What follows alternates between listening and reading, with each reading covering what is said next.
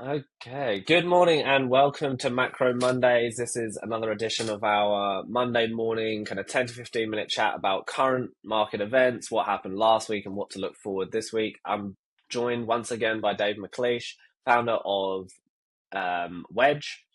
Um, Dave, what have you been seeing last week and what are we needing to look for this week, do you reckon? Yeah, g'day, Charlie.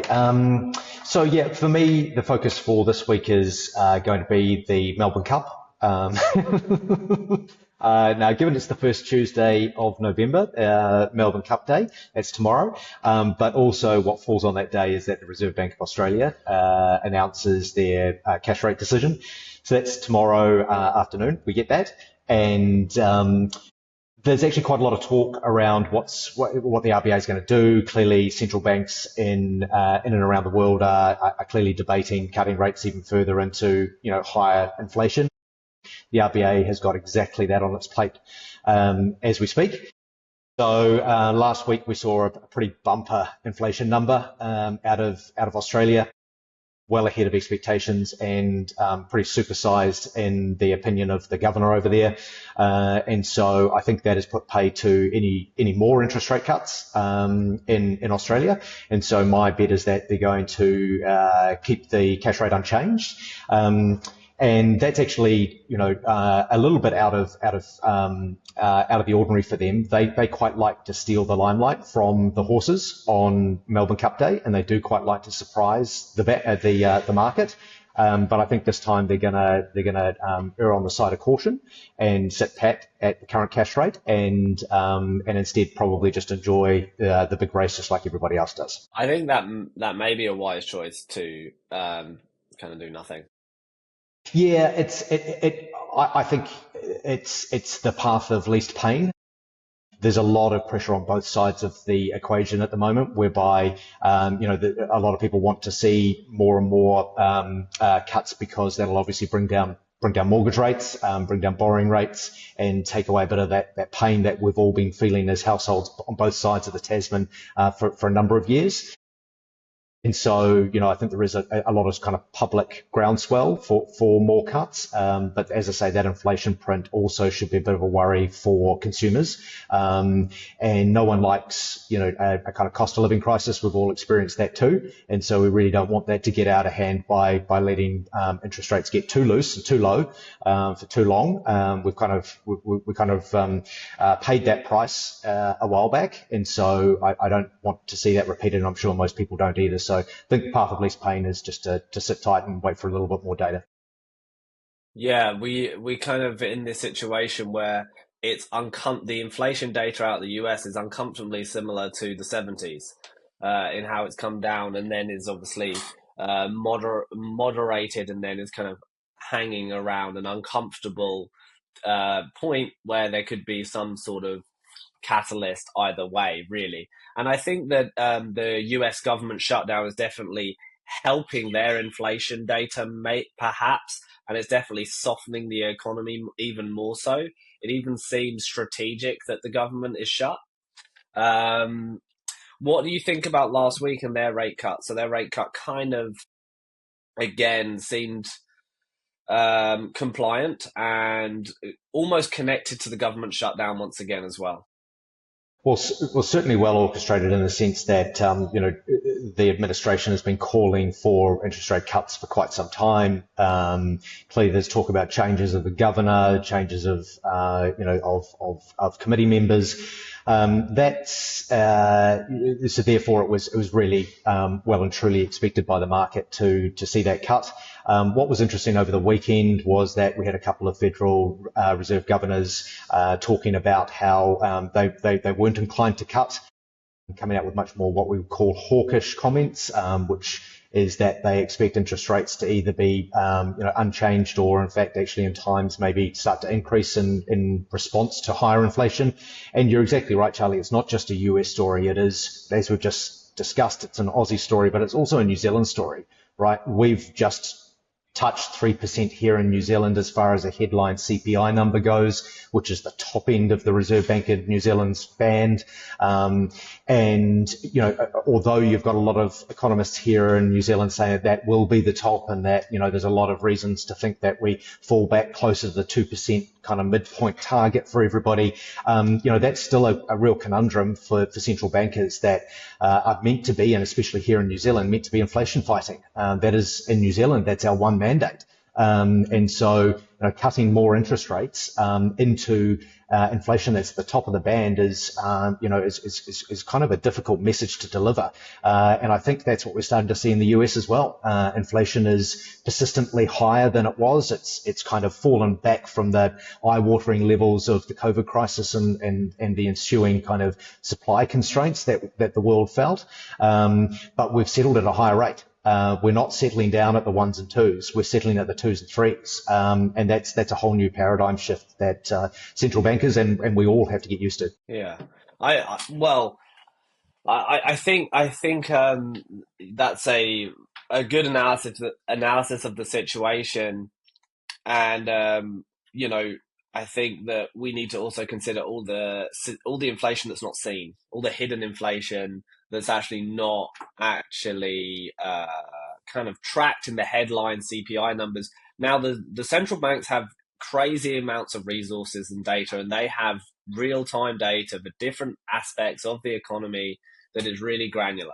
So they know the truth behind the headline numbers.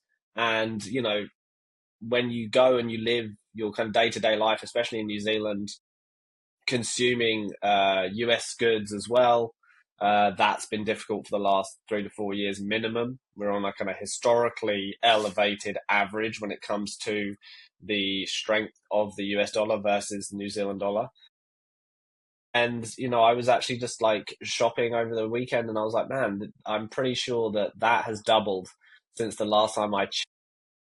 My brain saved what I think I should pay for that. Yeah. Well, the Kiwi dollar has definitely, been under pressure for quite a while because of those interest rate differentials. We've got Reserve Bank of New Zealand cutting when you're starting to hear, inflation starting to peak or starting to tip back up, should I say? And that is painful for all of us that are looking to do online shopping. Maybe on that, Charlie, in a somewhat related topic is AI and the earnings that we've just seen. Clearly, there's a lot of talk around the big tech companies driving obviously valuations and driving the overall stock market higher. Clearly, we had some earnings. I know that you wanted to obviously talk about those that have come out late last week, and obviously that's been a big part of the market, which has been kind of not only held up in stock markets, but also there's a big spending splurge there, isn't there, around the $380 billion on new data centers and so on. So maybe give us your thoughts on that if you don't mind. Yeah. So. I guess it was a tale of a few stories last week in terms of earnings. When you look at kind of Microsoft and Meta's earnings and how the market reacted, whereas you had very strong results, but also a strong market reaction out of Google and Amazon, which I thought was quite interesting. I would say they are adjacent to some of the circular revenue that I think Microsoft has got itself tied up into. And I think that the Meta story is a bit unknown. I don't feel like they have really presented themselves in a dominating position when it comes to AI, even though they have got a lot of people working on it and they could come out tomorrow with something game-changing. They really haven't seen the incremental progress that I have observed from Google in particular. Like, Google's really stepping up its game. It just released a marketing tool called Pomeli that's on like a limited access piece, which is like basically bringing like full scale, high quality, editable marketing collateral to your business by basically reading the website and learning from your website. So application of, increased productivity in a business, Google is delivering that. Amazon Web Services, their kind of continued growth into their data centers and their compute. Now, there's a lot of people in the market subsidizing compute right now. You've got Amazon and Microsoft themselves giving credits out You've got VCs funding AI companies and following on in other software companies that are now pivoting into AI, and they're getting further funding, and they're doing R&D, and then they're using compute. And then you've got businesses and individuals experimenting with these tools and picking up extra subscriptions that they may not stick with long term while they work out which tools work for them. So I think it's really hard to know where the sustainable revenue is in some of these companies like a Replit or a Lovable, just because they could have a high level of adoption, but then actually have quite large numbers when it comes to churn. So I think those were like areas where you kind of looked into the market and you went, well, Amazon and Google seem to be outperforming, seems to be like they are less exposed to what I would call leverage in the system, because that circular revenue is just really another form of leverage.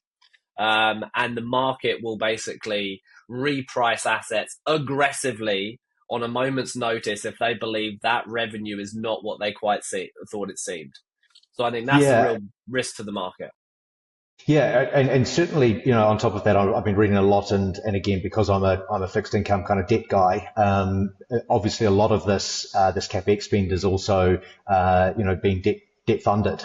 We're seeing some absolute jumbo sized debt issuance from the Oracles of this world and alike, and also the Mag 7, to the degree that they've clearly got huge capex spends. They want to debt fund it. That is leverage. In an environment where revenue is growing and there's lots of expectations around future revenue, that's great. But was there any insights into from kind of the software side of things, or even hardware, around reporting earnings? Is there some weakness there, or are they actually fulfilling some of those dreams and those very high valuations? I think that they can definitely seem like they're fulfilling those dreams for quite some time, and it's really hard to know.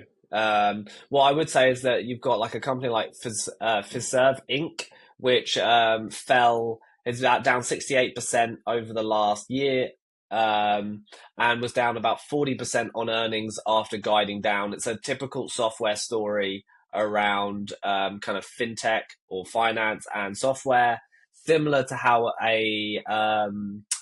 an Adobe has performed extremely poorly in this environment, right?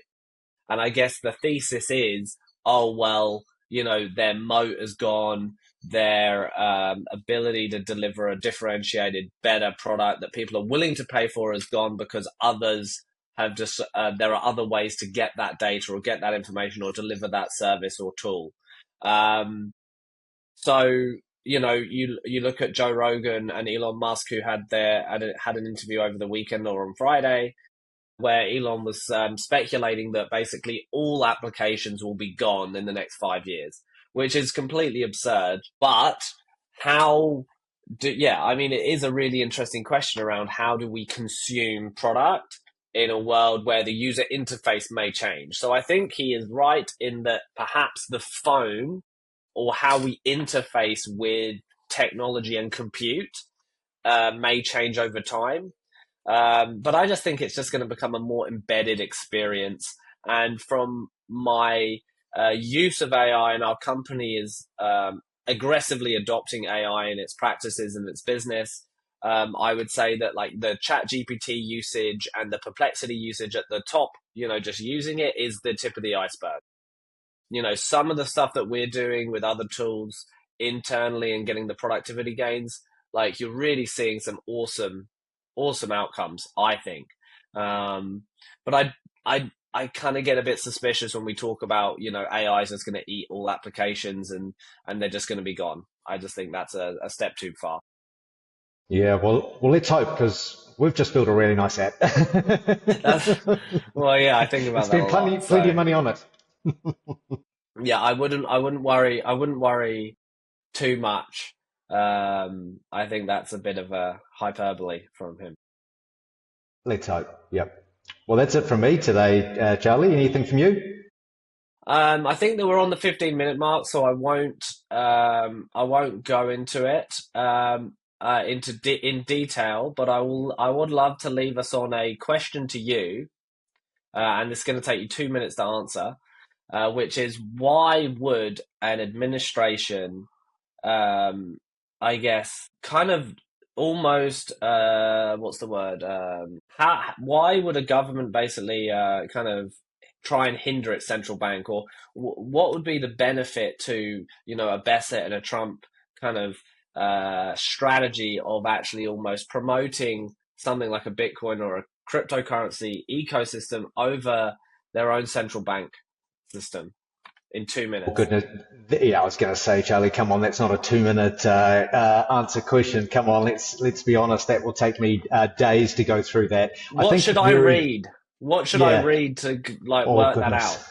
Oh, there is just so much reading. There is so much content out there on that type of topic. I am I'm of the view that cryptocurrencies and the platforms that they're built on were largely with a view to actually improving the control that governments and potentially the Federal Reserve or central banks have over money.